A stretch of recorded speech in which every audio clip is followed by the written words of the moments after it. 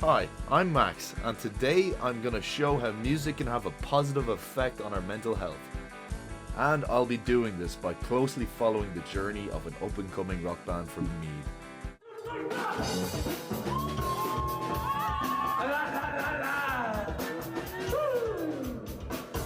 From the raw energy of recording their debut album,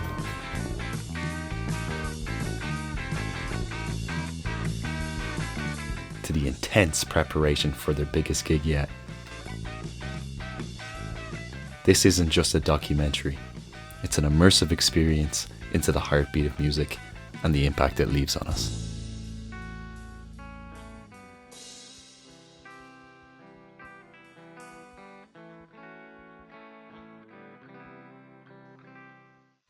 Here I'm speaking with Eoghan Johnston, the lead singer and guitarist for the Scobes. How are you getting on? Not too bad, how are you? Oh, same as.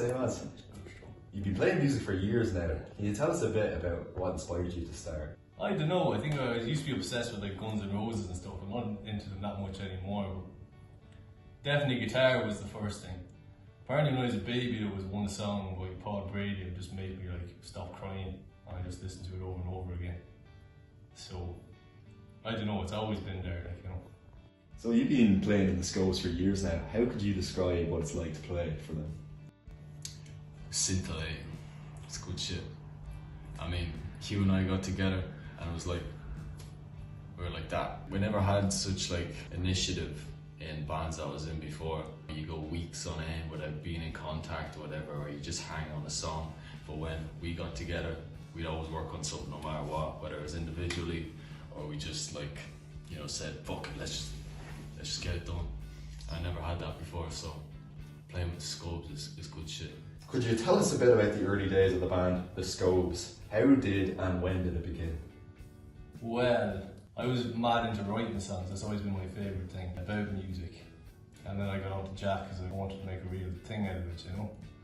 So we didn't really do that much, we didn't get out there for about 6 months, but we developed the same taste in music and we jammed together so we knew where we got the same style and all, you know. So that's kind of how we started. You are currently working on your first album. How are you finding the process so far? Hard enough, man. Like, you know, trying to actually get bits together and stuff. Try to put them all together in a cohesive way. You know, you can write all you want, but like, not all of it is about how much you can do. It's just how well you can make something sound, even if it's easy or hard. Like, for example, you got Kurt Cobain who can write something easy or make it his way. You can have a fucking whole orchestra doing all sorts of shit, but still have the same power as someone playing something simple, as long as it's authentic. And the more and more I like try to fix parts of this and stuff, like the less authentic it can get, so it's hard to like find a nice in between sometimes. But what we got going now is good, and I'm excited.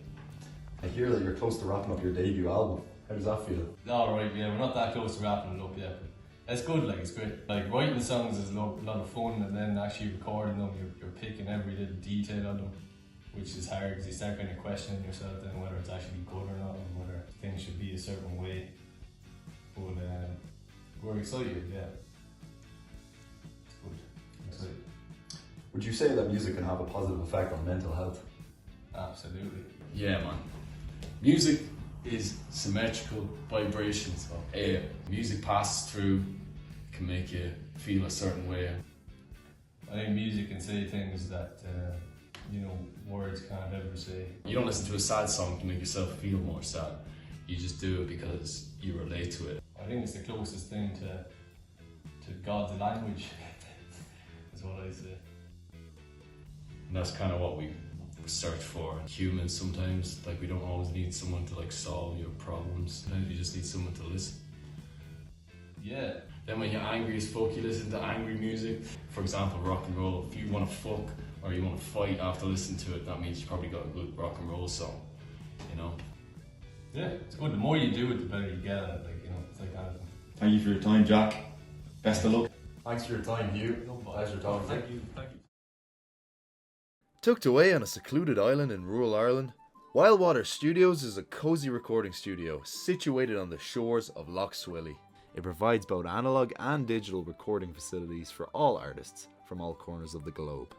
Here, musicians can find solace from the hustle and bustle of everyday life and concentrate solely on their creative endeavours. Alright, so we're joined by Eoghan Johnston, founder of Wild Water Studios. He's renowned as a musician and a producer and has conducted multiple guitar learning workshops around the local area. Can you tell us a bit about yourself, Eoghan? How long have you been working in this industry? About 16 or 17 years playing guitar and piano, teaching, recording, and opened the studio about 2 years ago. So yeah, it's been a while. And what type of audio software would you use for editing? Pro Tools mainly, but also Ableton sometimes. Can you describe a complex audio project that you've worked on in the past? In terms of recording, when you get your foot in the door initially, you do a lot of projects as favors for people and stuff. And there's definitely been some, at the beginning that were challenging for various reasons. And the preparation might not have been done, or the instruments may not stay in tune, or the band will convince you that they're tighter than they might actually be.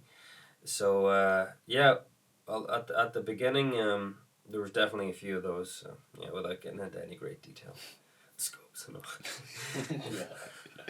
And in what way would you help an artist while producing for them? Well, that's a great question, because a lot of the time somebody might just bring you a song where it's them and an acoustic guitar, for example. So my job is to help them bring out their vision and see what works for the song.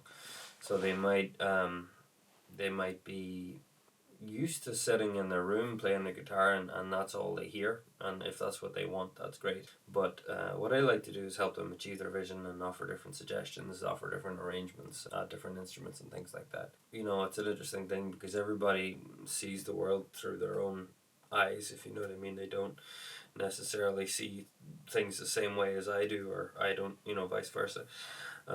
So if I hear something in the song, like a lyric that affects me a certain way, for example, I might suggest that gets brought out in a different way, or it gets emphasized, or whatever.